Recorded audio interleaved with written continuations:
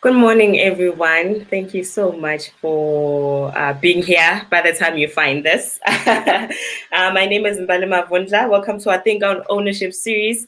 We gather every Friday to talk to entrepreneurs, find out what they're doing, how they can, stretch out what they know to us, how we can share resources, how we can share information to help us move forward.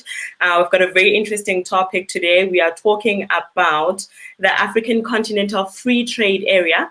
And on screen, I am having Lazola Belle, who is the co-founder of Hadithi Ya Africa, a platform that uses storytelling as a vehicle to create positive African self-image and encourage Africans to understand each other through the stories they share.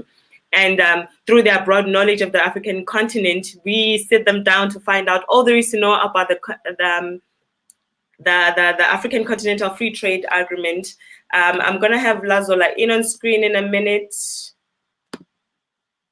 Lazola, are you good? I'm good. You hearing me loud and clear? I'm hearing you loud and clear. Happy Friday. Thank you for joining us.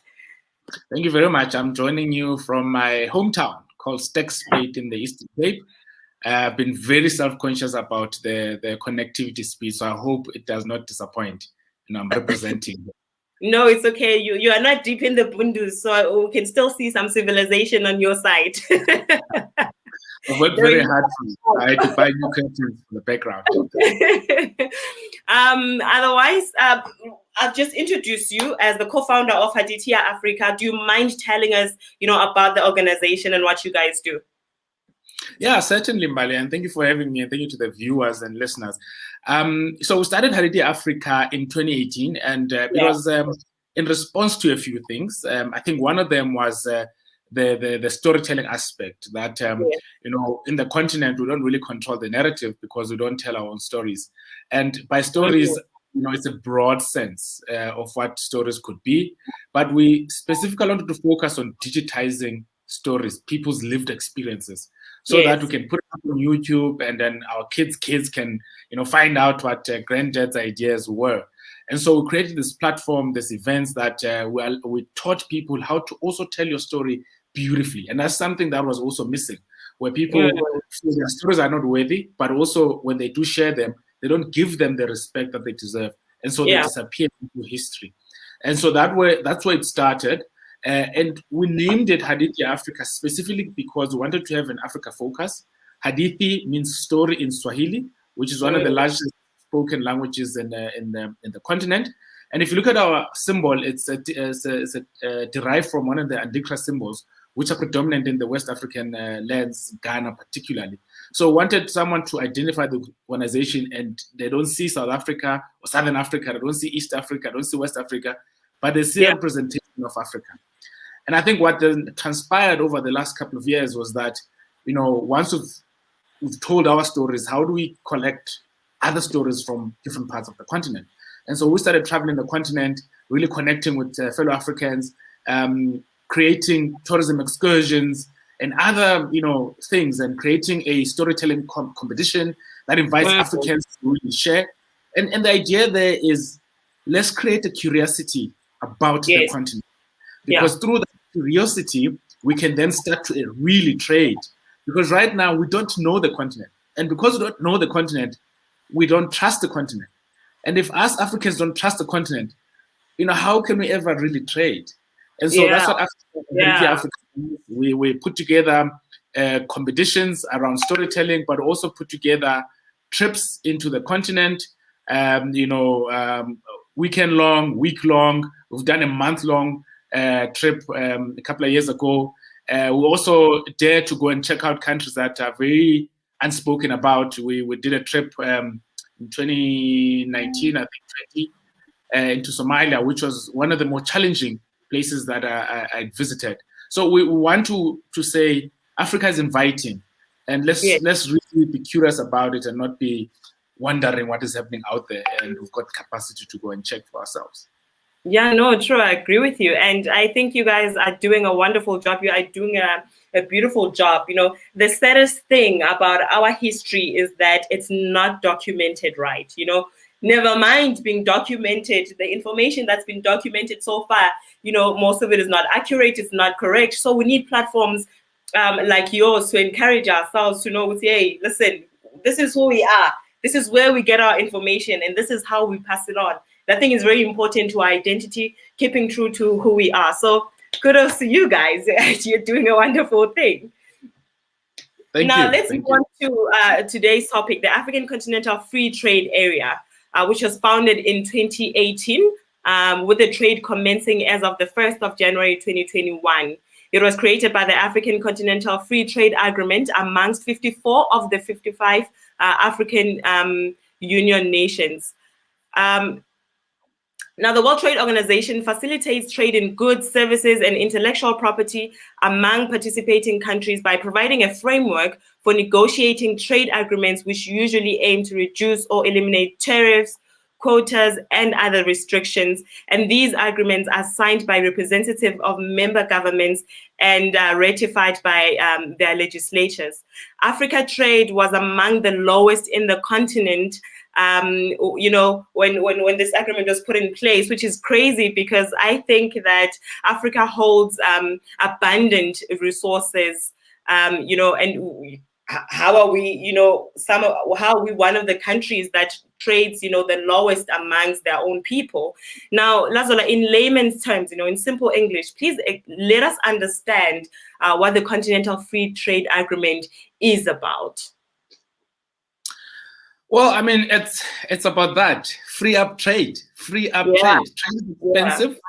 When you're moving goods, say from Durban to Lubumbashi in the DRC, it will transit South Africa, it will transit typically Botswana, it will transit Zambia, and then it will enter the DRC. And so the thing is, every time you transit, you have to pay a tariff. On the one part, the country needs to obviously recoup some costs. You're going to be using their infrastructure. On the other hand, you know, for you to facilitate that corridor, you need to charge those tariffs. And so those tariffs obviously have an impact on the final product. By the time this product gets to Lubumbashi, it's much more expensive than it was when it was leaving Durban. And so this is a huge economic impact on the development of countries in Africa, on Africa in general. And so when you say, let's have a free trade agreement, you're saying, let's remove the tariffs where possible, and let's also remove non-tariff-based barriers. Where it's not possible, let's reduce the tariffs to allow for trade to flow. That conversation then extends to many things, because once you then say, yes, let's reduce trade, then the question is, do we have the infrastructure in place?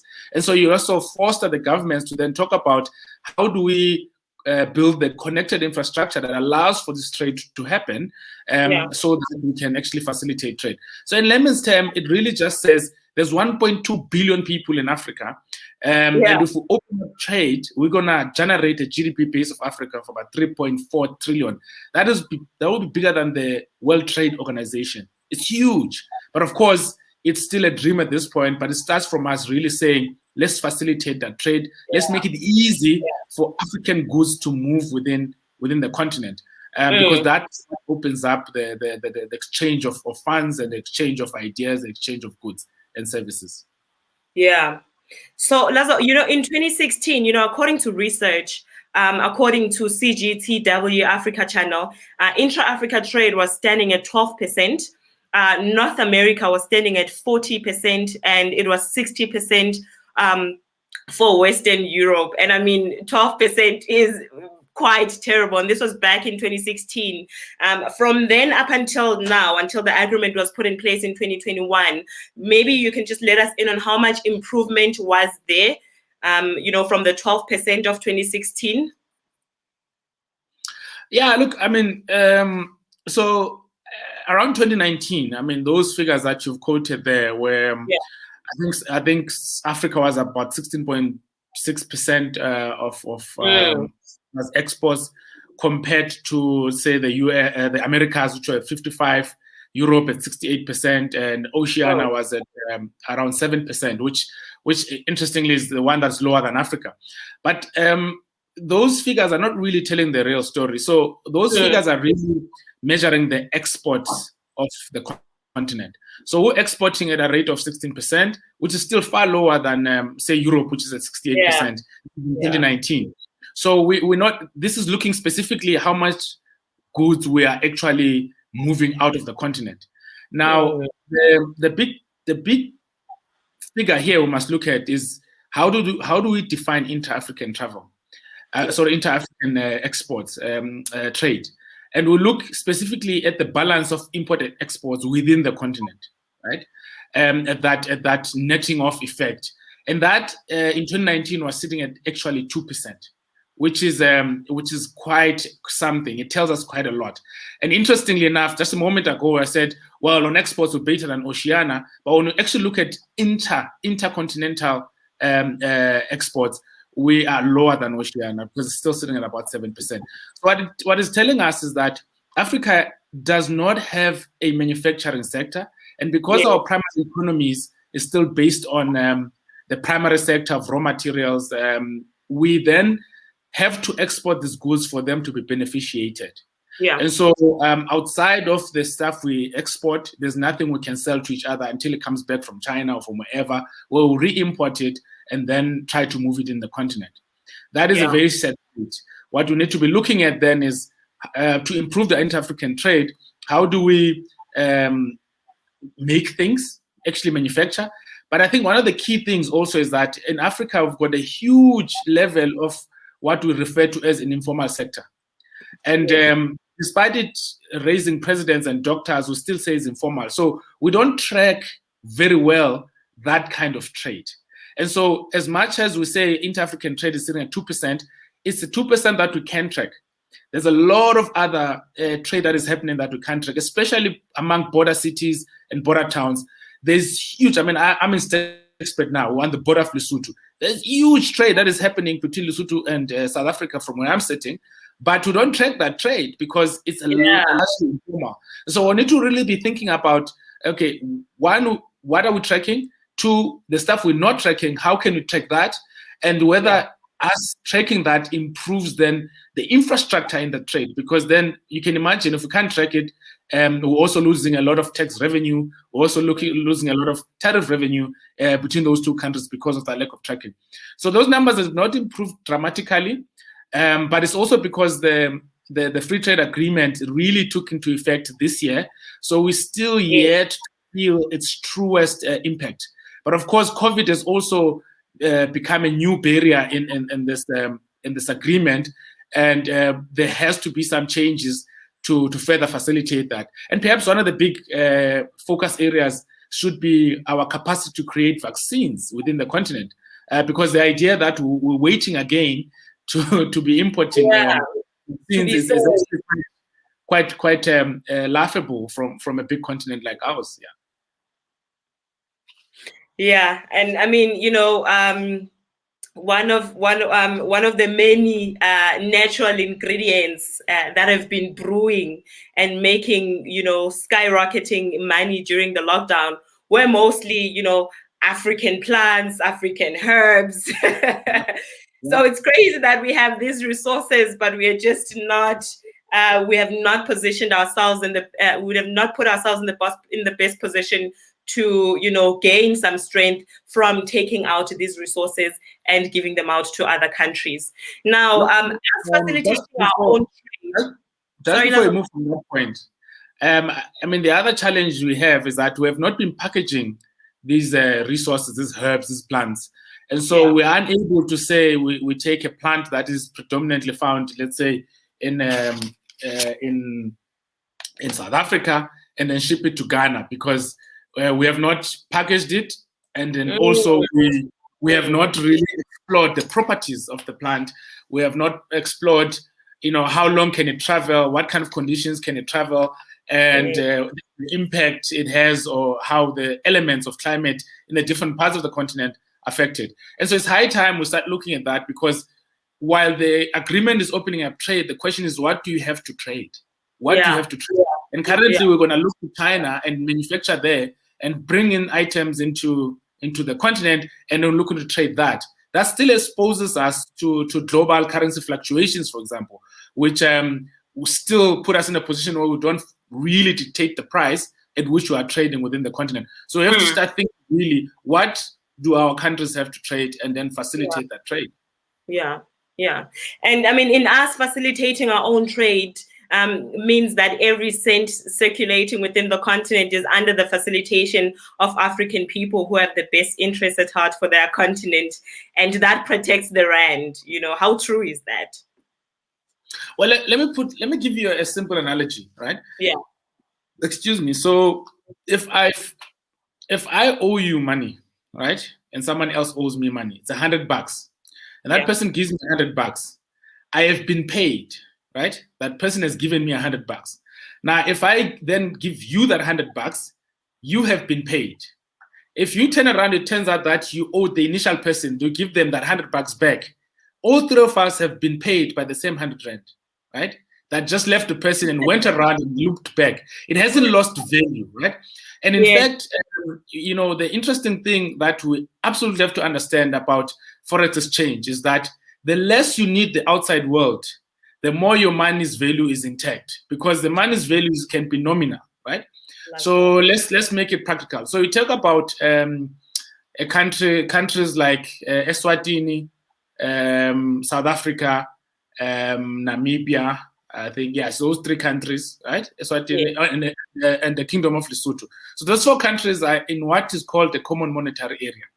So what that means in layman terms is that only the rand trades.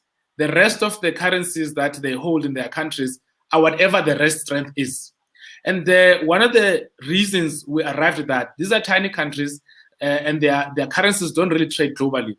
And so when they have to import goods, they need a currency that they go to market with, right? And so they essentially just use the rand. What it also then means is that if those four countries had strong trade relations and goods to trade, and they relied less on the external world, then that means those goods and services that they're exchanging are not subject to exchange rates. So therefore, the uncertainty of trade is removed. Right now, you'll find that we have to import something from China. Now, China uses the Chinese yuan, but to get to the Chinese yuan for most African countries, we have to go via the US dollar. The US dollar holds value, and then it goes to the yuan, it goes back to the dollar, it comes back to the ZAR. And there's a lot of lost value in that currency exchange. And so in simple story, the less you need from other continents, the more you protect your domestic economy through a stable currency. The more you need from an external party, the more your economy is dictated by the cost of doing business in that country, which is dictated by that exchange rate. And that exchange rate is quite fickle because it's affected by political activity, it's affected by what the president says, by what the minister says, it's affected by what happens in your neighbors, in your neighboring country. So you've got this currency that really affects how you do business within your domestic economy. And so you want to have defenses against that. And those defenses are really about the more you trade internally, the less you have to worry about fluctuations of that trade. And right now, as the continent, we don't have that luxury because almost every country has to have some kind of a swap deal with the US dollar as its entry to the global market. And the US dollar is not cheap, unfortunately. True. I think that totally makes sense. I mean, going back to the answer that you just gave me previously, we want to help Africans, trade their moringa powder, their moringa teas, but I mean, they don't even have, the information or the knowledge on even where to start, how do they get together the resources? How do they package the product? What do they mean? Now, in your research paper on the topic, you said, and I quote, "It is clear that for the Africa Continental Free Trade Agreement implementation to be successful, we need to strategically focus on development areas that boost trade facilitation, which is not limited to big established businesses, but for entrepreneurs, consultants, researchers, and professionals." One of the key arguments made in your paper, Lazola, is the idea that as a continent, we should be strategically using our universities by making it compulsory for certain 3 courses to hold intra-Africa exchange programs to develop skilled curiosity with the African youth about the African continent. So making it part of the curriculum is essentially what you're arguing. I mean, let us in some more on that, because I totally agree with you. Well, here's the thing, right? So a few years ago, I went to Uganda, right? A very fascinating country. I actually quite enjoy Kampala. And someone asked me, are you not scared?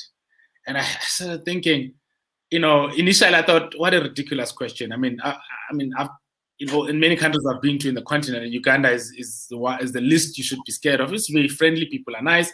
I mean, every country's got its issues, but there's nothing scary about it. So initially I thought, oh, what a ridiculous question. Then I thought, actually, it's an exposure question, right? So yeah. We grew up with this narrative that Africa is nothing for us, and especially when you grew up in a country that is currently perhaps in the top 3 in terms of economic stability, which is South Africa. And so you have fewer South Africans migrating to other countries within the continent. And so and the idea precipitates that, out there, like all this thing. So after thinking, okay, this is a ridiculous question, then I realized we just don't know enough about the continent. And yes. Unfortunately for us, even if you try and Google countries, the leading information is always going to be negative. And of course, it's not inviting. And so we have to think about how do we strategically change this. Now, when the free trade agreement comes into effect, my view is that it's going to first really benefit the companies and the countries that have got the trade infrastructure in place anyway. And of course, the 3 leading economies, Nigeria, South Africa, and Egypt. And of course, Ethiopia is the fastest growing economy in the world right now.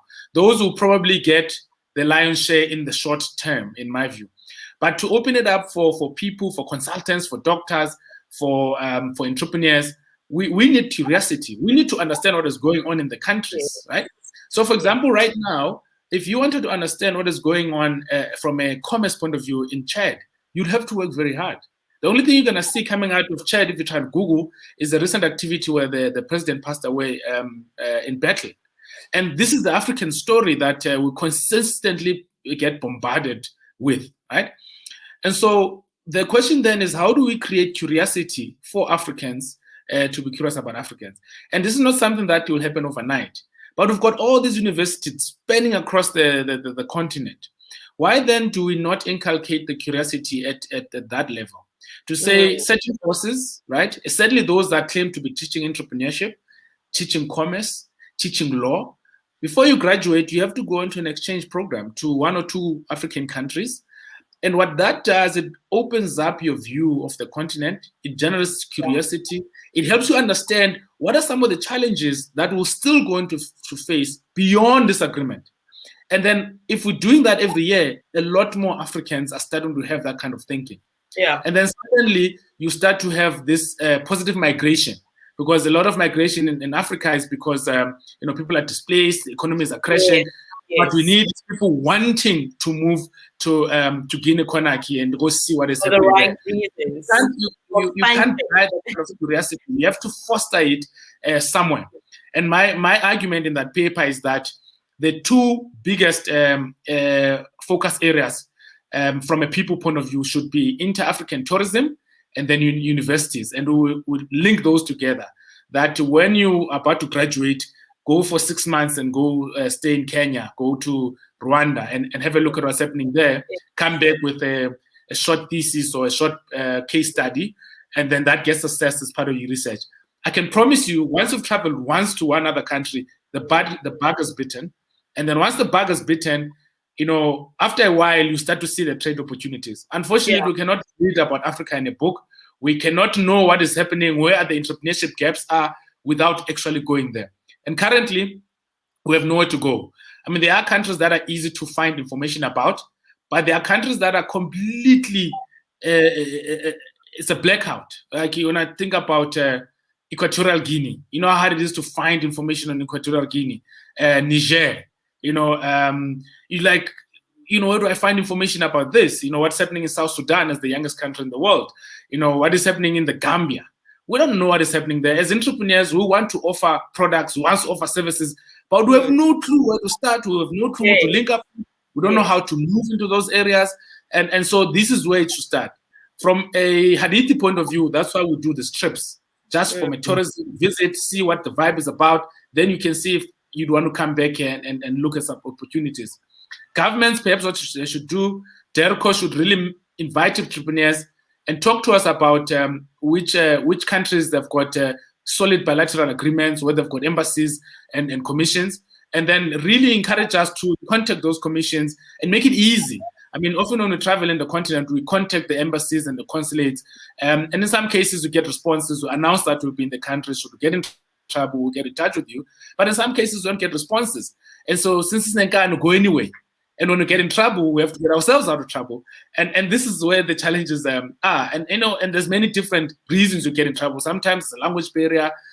Sometimes you didn't have enough information to be prepared. I mean, yes. We've been stuck in 2 different countries because we were going to Djibouti, and Djibouti had changed its visa regime, and we didn't get that information. Everywhere we checked, the visa regime was still visa on entry.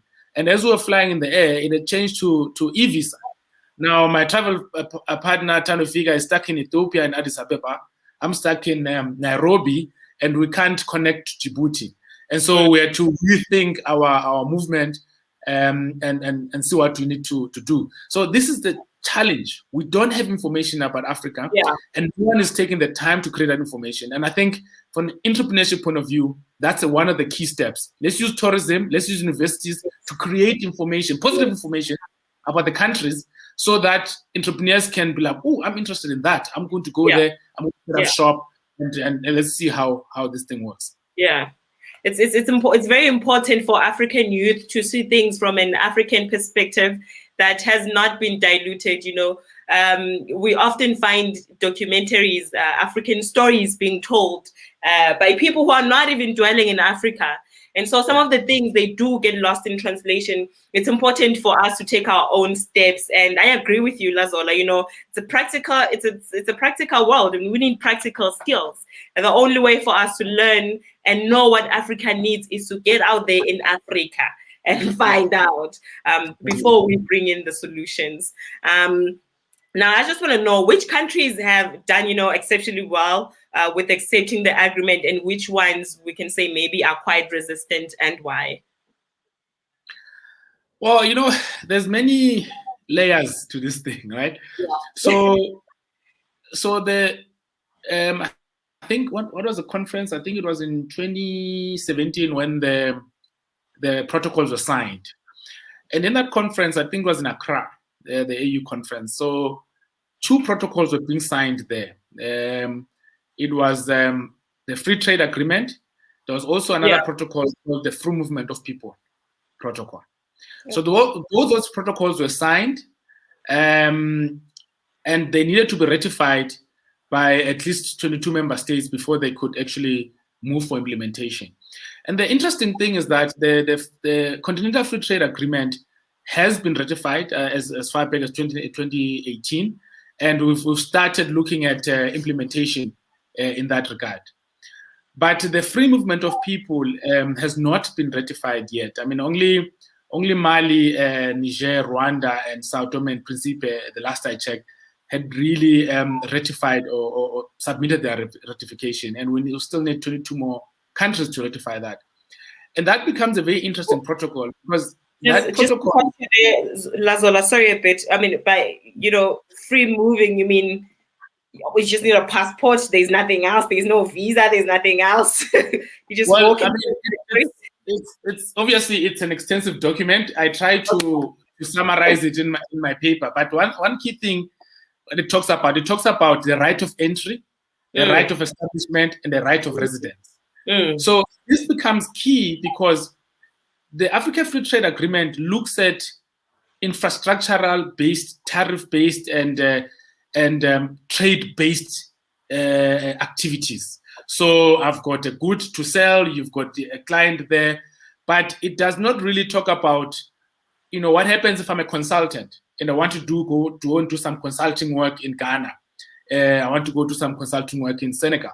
So I don't really have goods to sell, but I'm trading my skills. Right? It becomes a touchy subject because it's a question of whether we do not have these skills here. But there's a huge conversation there. Once you've gone and become a consultant, then it talks about whether you've got the right to establish a business there. A lot of countries For example, Tanzania, they're very strict in local partnering to really establish yourself there. And the question of residency becomes a tricky one. Every country has got, rules around residency. Why this is important is because if we don't have free movement of people, yes, we'll have passports and all of that. It makes it difficult, particularly from an entrepreneur point of view, to really franchise their skills in another African country, right? Yeah. And so there's been huge reluctance from a lot of African countries in signing the free movement of people protocol, ratifying it at least. And one of the challenges, the big states or big economic states at the moment, South Africa, Nigeria, Egypt, Ethiopia, they are reluctant, and they really must lead in this regard. And their reluctance is fair in that once this protocol opens up movement, there's a fear that there would be mass migration to those particular economies. Right? Mm-hmm. Now, I understand that perspective, but the reality is also that for entrepreneurs, once you allow us to move to other countries, we'll see the opportunities. Yes. A simple example is that you've got a lot of migration from Zimbabwe to South Africa, right? And South Africa, through its history, has facilitated to a degree free movement of people. We allow the right of entry, the right of establishment, the right of residence. Mm-hmm. But Zimbabwe does not offer South African the same right. Mm-hmm. So if you try and set up a business in Zimbabwe, notwithstanding the economic situation, it is really tough, right? And that becomes a big challenge in whether then we can really facilitate entrepreneurship continent-wide. But having said that, there are countries that have started looking at it differently. So if you look at Rwanda, what Rwanda has done, they've removed any barriers to entry to establishment into Rwanda to do business. In fact, every African passport does not need a visa to enter Rwanda. That's a huge step because then it removes even the cost because visas are expensive. Yes. When you're in Rwanda, as long as you are there legally, you can set up a business within a day, and then you can trade. There's no requirement to partner with the local. Just do clean business, and you can work. That's a huge step. Also, Rwanda recognizing that it's not in the strongest of position to work alone. It's a landlocked country, a tiny country. It needs solid partners from a coastline point of view, but it also needs to really invite people with good technical skills to advance the cause of Rwanda. So Rwanda has done a lot there. But the less spoken about is what Kenya has done. Kenya and the whole ECOWAS regional economic community, they've done quite something very interesting. What Kenya has done is said every person who resides in a country that is part of ECOWAS has got full citizen rights in Kenya. So if you're from Rwanda, South Sudan, Tanzania, what else is part of ECOWAS? You get the point. You want to go live in Kenya, you want to go work in Kenya, you want to go marry in Kenya, you've got full citizen rights. And so what that does, it removes inhibitions from people, it allows trade to flow. And interestingly enough, Kenya being the strong economy in that region, you would think they'd have the same worry where they would see mass migration. And that has not happened because when you say to a Ugandan, you can go to Kenya and have full rights, it doesn't necessarily chase them to Kenya, but they know that they've got that option if they think their opportunities are limited, say in Uganda. Mm-hmm. So that's another perspective which I think is not really spoken enough. And I think for me, as much as the countries that fear mass migration, maybe a valid point, I think if we're looking at the future of the continent holistically over time, those kind of worries should not really be chief to our thinking. We are thinking very domestically, we're thinking very alone. And if we really want to say Africa as a continent must stand, we really need to say, hey, if I lose a bit here, I'll gain a bit there. And really start And that's why I think the university aspect becomes a key one, because when people migrate to one country because of maybe economic reasons, we can send university students to a different country to go and create a vibrancy there. And then we start to redistribute curiosity. One last thing I want to say about this, right? One of the things we could do is also look at what Ethiopia has done. So what Ethiopia has done is they really started industrializing their economy. And they've done huge infrastructure projects to connect Ethiopia and to make Ethiopia attractive. But one of the things they've done very well, they've become the aviation capital of Africa. They even surpassed Dubai in 2016 in terms of happening traffic that comes to Africa. And I don't see why we don't then say, hey, our aviation center is Ethiopia. And so let's work with Ethiopia to really train our people from an African perspective, from aviation point of view, and then let's really make aviation popular in Ethiopia, and then let's leverage that. And then what we do, we look at other countries' strength and say, your strength is X, so you double down on that. For example, in the mining engineer space, a lot of mining engineers within the continent come from South Africa. And so globally, mining engineers that come from South Africa are renowned. So let them say South Africa produce mining engineers. Kenya, for example, is still sitting in a lot of gold. We want Africans mining that gold. But Kenya doesn't have the engineers to do that. Then South Africa produce the engineers, not necessarily South African, only engineers who can bring some Kenyan engineers over there, and let's start to create that kind of capital. So it's really us really saying, let us not try to be everything in Africa. Let's say there's an excellence in that country, that's the country that's going to lead in that space. There's an excellence in that country, that's the country that's going to lead in that space. And let's move there. Ghana is doing very well in facilitating the diaspora. So let's use Ghana's model in how they work with the diaspora to stabilize the economy of Ghana. And then let's use that as a gateway into Africa and the northern parts and the West African areas to manage that diaspora. So we're not doing a lot of that. Uganda is like a pearl of Africa. It's one of the most fascinating countries that should be having such a budding tourism sector. And you get there, people are visiting, but not Africans. It's the most fascinating country I've been to from a tourism perspective. It should really be flourishing, but we don't know enough about it, so we don't go there. So there's many other stories I can refer to in the continent, but that's kind of what we need to be doing to really make this free trade agreement work. If we can't facilitate the movement of Africans in Africa, then how are we going to trade? We don't know each other. We don't trust each other. That is very true. I'm very glad that you mentioned Rwanda.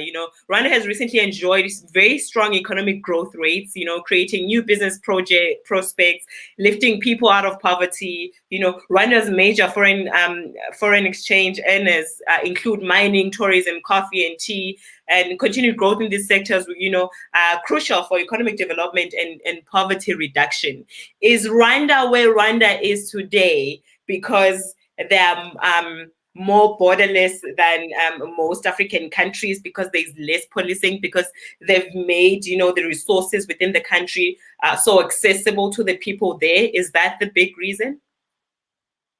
Well, not really. So Rwanda rises from a very painful past. I mean, as recent as 93 with the genocide.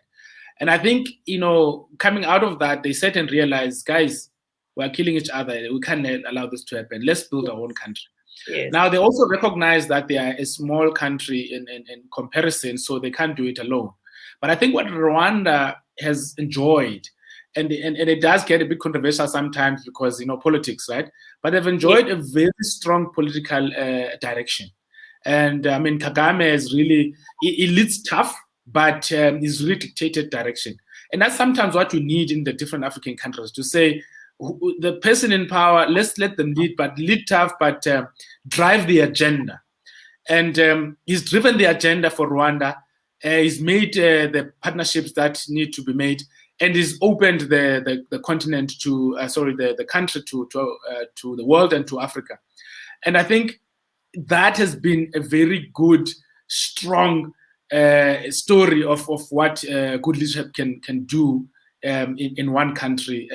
And I say good leadership, one can argue, but it's got this. We're not arguing that. We are seeing the economic movement here, and we cannot ignore the impact of Kagame to Rwanda. So that's a huge plus there. And he's really worked hard to build infrastructure. He understands very well that being a landlocked country, you need to have African trade partners that have coastlines. He's worked at that. He's worked at the PR of Rwanda. I think one thing he's also done very well is to PR Rwanda well, because as a country, you need to have good PR. So if you have bad PR, but you're doing well things, no one really knows, right? And so at the end of the day, it doesn't change the image of your country. So he's done very good PR. He's looked at what can work for Rwanda. it's really made Rwanda attractive. And by opening it up, it is increased the influx of tourism that allowed him and the country to revive the airline into Rwanda, Air Rwanda. And so this has been huge. And we can see the story that has happened in Tanzania with Mukufuli, rest his soul. He really came in there and he led tough. And of course, with the recent utterances around COVID, people want to diminish his legacy. And I, for one, went to Tanzania just before he took power in 2017. Dar es Salaam was a mess. And then when I went 2 years later, I've never seen such organization. It's an organized city. It's lovely. It's beautiful. You want to stay there. We've seen him revive the airline, Air Tanzania. We see direct flights to Joburg, where when we first went there, we had to fly via Kenya, via Ethiopia. We've seen huge economic growth happening there, reviving the port. We've seen him push back against the bullying tactics of China. We've seen him finally move the capital, which was a referendum of 1977, that the capital must move to Dodoma, and no other president had done it until he came into power in 2015 and says, guys, the people spoke in 1977. The capital of the country should be in the Midlands, in Dodoma. The country has moved the capital finally, and they started to develop that mid-region of Tanzania. We need that kind of leadership that really, even if the leader is unpopular, but if we're seeing the progress, then we can get somewhere. So I think Rwanda has enjoyed that, where the leader is tough, but he's doing the right things. And when you have a tough leader, you start to also have limited deteriorating sort of corruption. Because I think Kagame is feared a bit, so the corruption is managed. And same was with Mukufuli, where in countries where there's no tough leadership, there's too much debate and too much democracy, no one's really in charge, and then you start to see a lot of hands meddling and our beautiful country here. Who's in charge? Because sometimes you wonder if Cyril is in charge. So these are the questions that permeate whether we can develop these countries and we can develop them at the speed that we need to develop them. Totally makes sense. I'm just gonna read a couple of comments here on my screen, guys. Forgive me, Lazola has been going pretty fast, leaving us with information overload, but hopefully you guys are catching on. I see you, Tando. I see you, Snebucho. And then I'm going to move to Kutlano's comment. Actually, proactive leadership is still lacking in the continent. What, in your views, can accelerate the willingness to push a bit more to get the best out of leaders? Well, it's a very tricky one. Yeah, there you get, get into very big politics, and a lot of them are speculative. And there's a lot of meddling from other countries, because Africa is still an attractive space. So leaders are really impacted in their thinking. Africa will always be open for business. But look, I mean, what we in theory need is the kind of Sankara kind of leadership, but I don't think we'll get that. I think in recent times we've got Kagame as a reference point. We've got Mukufuli. And those are few and far between. I mean, Nana Kafo in Ghana is also looking good. But I think the key here is that we have to understand that politics and politicians are not going to drive the economic development of the agenda. We just need to ask them, guys, even if you steal money, just build the bridge, okay? Just build the bridge. We just want the bridge. And then we need to move on our own. One of the challenges is that the development of Africa, and with this free trade agreement, it needs to be a function of the regional economic communities, what is called RECs, SADC, ECOWAS, all those RECs. I think there's about 10 of them or 8 of them across the continent. And the reason is because those are big trade blocks. So you can say, SADC, let's first remove tariffs within SADC and let's run the SADC Trade Commission properly, right? Yeah. And then SADC leads the trade agenda with, let's say, ECOWAS, right? But what you are actually doing here, you are actually reducing the power of an individual country, right? Yes. And you are allowing a bloc to actually dictate. The problem we're facing with this is that the idea of sovereign states, countries want to be sovereignty, And those in power who are currently either in politics or rich don't want to let go of that power. You look at a country like Lesotho, right? I would argue that it probably would enjoy for its people better economic output if it integrated into South Africa, right? But you dare say that it attacks people's actualization and sovereignty. And so what politicians tend to protect, which is what makes it very difficult for them to be proactive, very susceptible to external forces, is they want to have their own countries. And that makes them relevant, but they don't see that it actually makes Africa weak. If you look at a single country, let's say you take Eswatini, and you say to Eswatini, it must negotiate a trade deal with China, it's obviously going to be bullied. China is just too powerful. But if you took SADC as a bloc and you put it in front of China to negotiate a trade deal, then China suddenly is put in spaces. From an economic point of view, we are huge.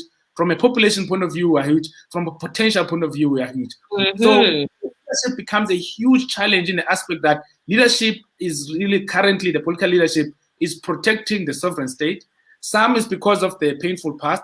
Some is because they understand that once you open that up, you lose power, and people don't want to lose power. It's unfortunate. So the best we can do is to ask them, build the bridge.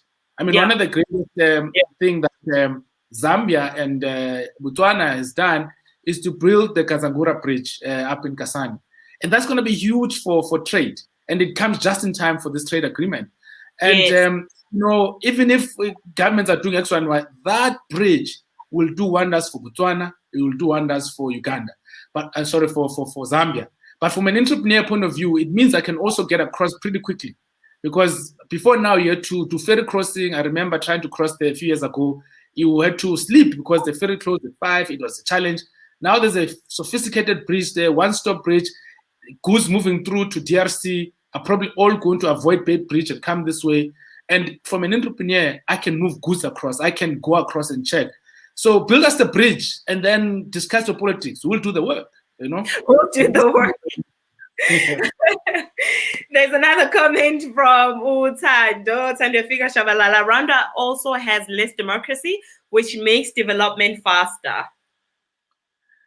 Yeah, it's a tricky one, because when you say yes, democracy, people tend to think you don't want democracy, so you want autocracy or you want dictatorship. The reality is that there's very few examples globally where economic development has been achieved through absolute multi-party democracy. I mean, when you look at the countries we've seen develop in the last 20, 30 years when we've been alive, we talk about Singapore, we talk about China, we talk about Rwanda, we talk about this country. And when you look at them, there's some level of autocracy that drive things. We talk about UAE, Dubai.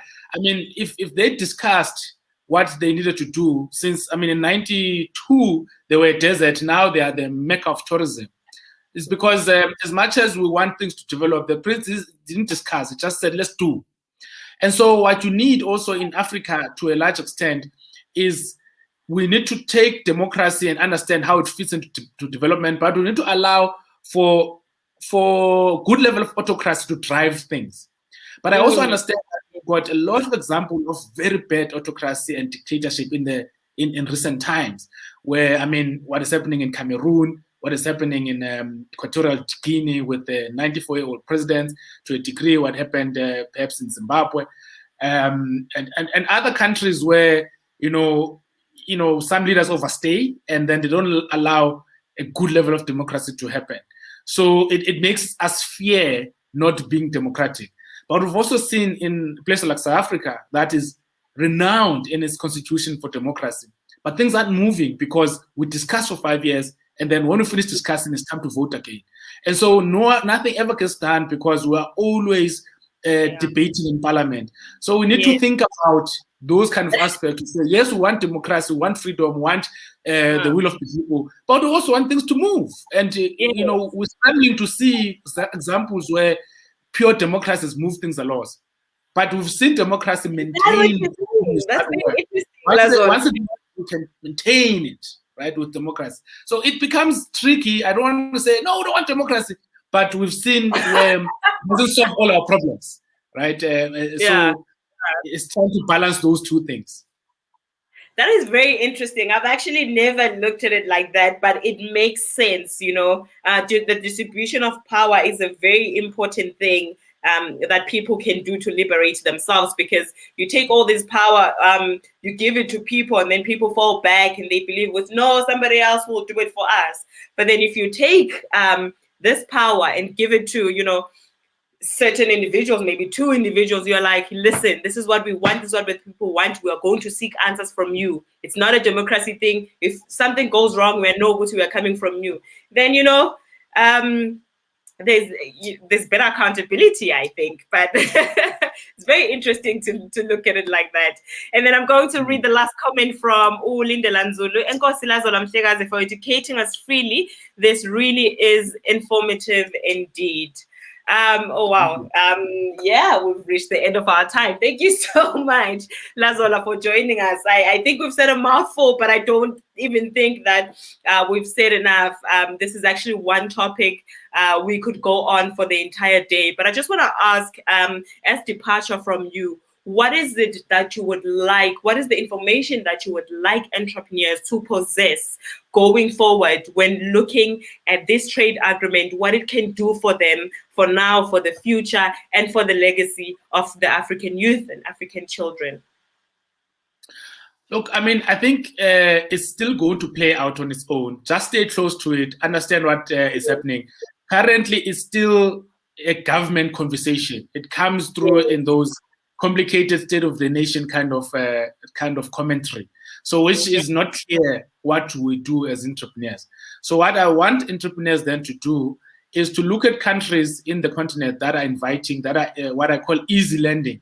Go to those countries, make it a point in your agenda that once a quarter, I hop into a particular country, spend a week there, even if you have no particular business agenda, meet a few people. Of course, you can come to us at Hadithi Africa. We can arrange trips for you. We go take you there. You experience the space, because the business is going to come through us understanding the different countries, us being curious, and really visiting and seeing how countries work.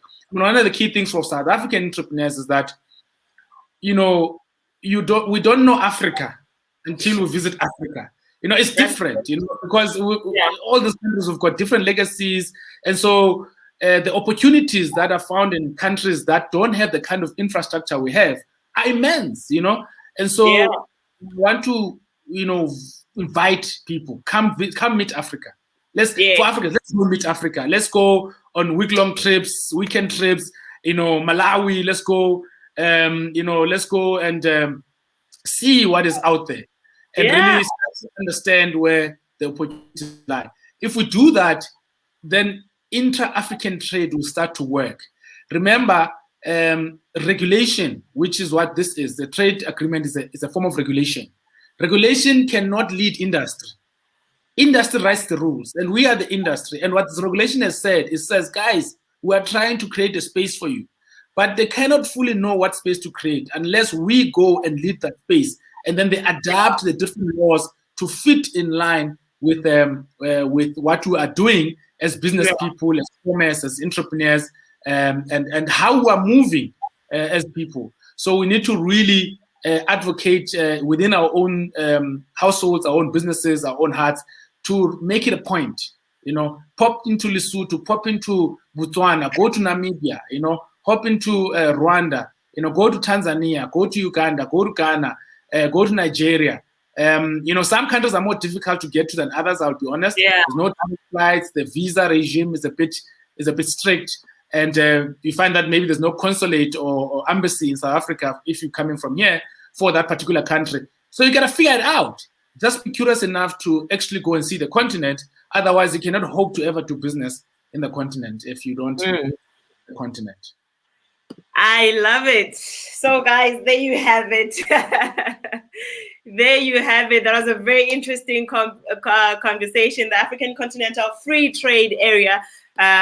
All that you need to know, please feel free to rewind, go back to the awesome points that Lazola left with us. I would like to thank you, Lazola, for joining us. We know we overlap with you a bit. Sometimes we're doing the Stockfell stuff. Sometimes we are here talking about you being all over this country, which I love, by the way. And guys, please just head on to Hadithi Ya Africa website to find out what else they have there. You know, I think I saw some competitions going on. Come meet Africa with us. You know, find out about the food. I saw you guys are also doing a series where you're celebrating each and every African country for the next 54 weeks, I think.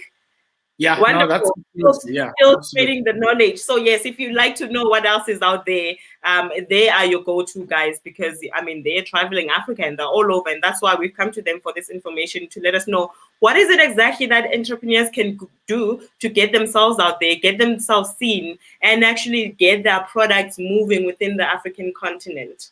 Right. But otherwise, thank you so much for joining us. Let's meet again next week. Remember to think ownership. Just one more thing. I will upload my paper on our Hadithi Ya Africa website, so they can visit their website, download the paper. It's a bit dated now. It's about 2 years or 3 years old, but I think the principles still hold. Maybe some of the numbers have shifted a bit, and then you can have a look at what I was arguing there. So thank you very much for having me. Sure thing. Thank you for being here, Lazola. Guys, I'll just put a link to Hadithi Ya Africa website. It's there. Yes, definitely. It's there now. You guys can just click that link and follow them on the website. But otherwise, thank you guys. Have a lovely Friday. Thank you. Cheers.